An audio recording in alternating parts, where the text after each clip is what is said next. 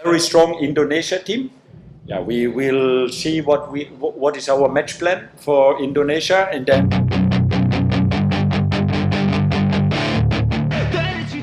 Terbaru hari ini, laga Timnas Indonesia versus Myanmar di SEA Games Kamboja 2023 hampir saja digelar dan tidak disangka akhirnya pelatih Myanmar buka suara.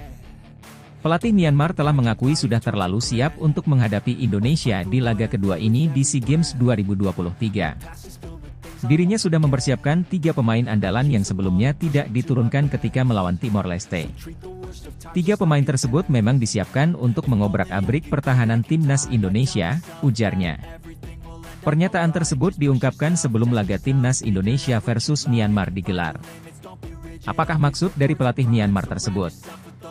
Oke, kita lanjut untuk pembahasannya. SEA Games 2023, Myanmar tegaskan siap main cerdas, Timnas Indonesia U22 wajib waspada.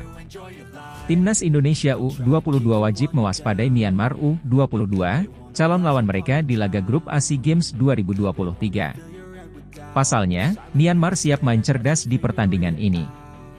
Janji itu dilontarkan oleh pelatih Myanmar, Michael Veiktenbeiner.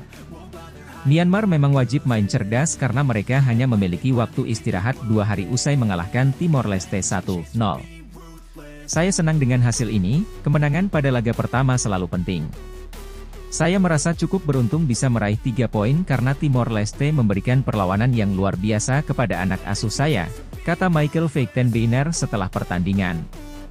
Setelah laga tersebut, Myanmar hanya memiliki waktu 1 hari sebelum menghadapi Timnas Indonesia U22. Sebaliknya, Witan Sulaiman dan kawan-kawan mendapatkan jeda 4 hari, yang dimanfaatkan oleh pelatih Indra Syafri untuk pemulihan fisik dan menu latihan lainnya.